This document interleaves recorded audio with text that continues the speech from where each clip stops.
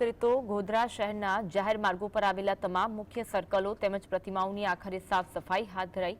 લાંબા સમયથી કરોડો રૂપિયાના ખર્ચે બનેલ સર્કલોની જાળવણીના અભાવે બદતર હાલત જોવા મળતી હતી, જે બાદ શહેરના 10 થી વધુ મુખ્ય સર્કલો પર પાલિકા દ્વારા સાફ સફાઈ હાથ ધરવામાં આવી। ગોધરા નગરપાલિકાના કાઉન્સિલર જીતુ સાવલાણીએ દેખરેખ હેઠળ સર્કલો અને પ્રતિમાઓની સાફ સફાઈ પાલિકાના મૌની વિભાગ દ્વારા કરવામાં આવી અને દર મહિનાની છેલ્લી તારીખે હવે શહેરના તમામ સર્કલો અને પ્રતિમાઓની સાફ સફાઈ હાથ ધરવા માટેનો પણ નિર્ણય લેવામાં આવ્યો છે।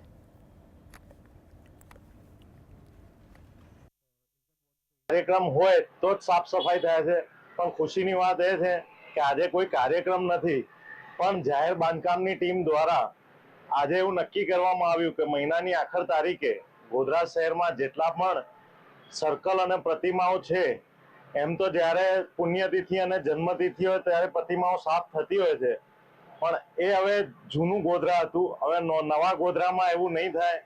હવે મહિનાની આખર તારીખે જેટલા પણ સર્કલ અને પ્રતિમાઓ છે એની ચોક્કસપણે સફાઈ થશે।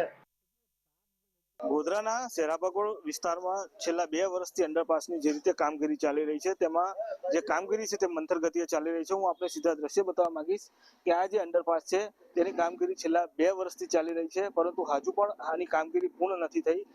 અવારનવાર અહીંયા પાણી ભરાવાની સમસ્યા યથાવત છે। કોન્ટ્રાક્ટર દ્વારા પાણી કાઢવામાં આવે છે, પરંતુ પાણીનો જે ભરાવો છે તે થઈ જાય છે, જેને લઈને કામગીરી આ જ પરિસ્થિતિમાં જોવા મળી રહી છે। સ્થાનિક વેપારીઓએ આ બાબતે અનેક જગ્યાએ રજૂઆતો કરી છે। સ્થાનિક ધારાસભ્ય હોય કે પછી વહીવટીતંત્ર હોય કે પછી રેલવે તંત્ર, તમામ લોકોને વારંવાર રજૂઆતો કરી છે કે ભાઈ કામગીરી વહેલી તકે પૂર્ણ કરવામાં આવે, પરંતુ હાલ જે સ્થિતિ છે તે યથાવત છે, જેને લઈને સ્થાનિક વેપારીઓમાં ભારે રોષ જોવા મળી રહ્યો છે। ખાસ કરીને વાત કરીએ તો આ 2 વર્ષથી આ જે રોડ છે ત્યાં વાહન વ્યવહાર બંધ છે, જેના કારણે વેપારીઓના ધંધા રોજગાર પર પણ ગંભીર અસર વર્તાઈ છે અને માઠી અસર વર્તાઈ છે, જેને લઈને વેપારીઓમાં ભારે રોષ જોવા મળી રહ્યો છે। વેપારીઓની એક જ માંગ છે કે વહેલી તકે આ કામગીરી પૂર્ણ કરી જે વાહન વ્યવહાર છે તે શરૂ કરવામાં આવે, કારણ કે રેલવે લાઇન અહીંયાથી પસાર થઈ રહી છે ને જે રેલવે લાઇન પરથી જે શાળાના બાળકો છે તેઓ પણ સ્કૂલ જઈ રહ્યા છે, એટલે કે ક્યાંક ને ક્યાંક તમામ લોકોને જે મુશ્કેલી છે તે પડી રહી છે, ત્યારે તંત્ર વહેલી તકે આ કામગીરી પૂર્ણ કરી યોગ્ય કરે તેવી માંગ સ્થાનિક લોકો કરી રહ્યા છે। રવિ શાહ,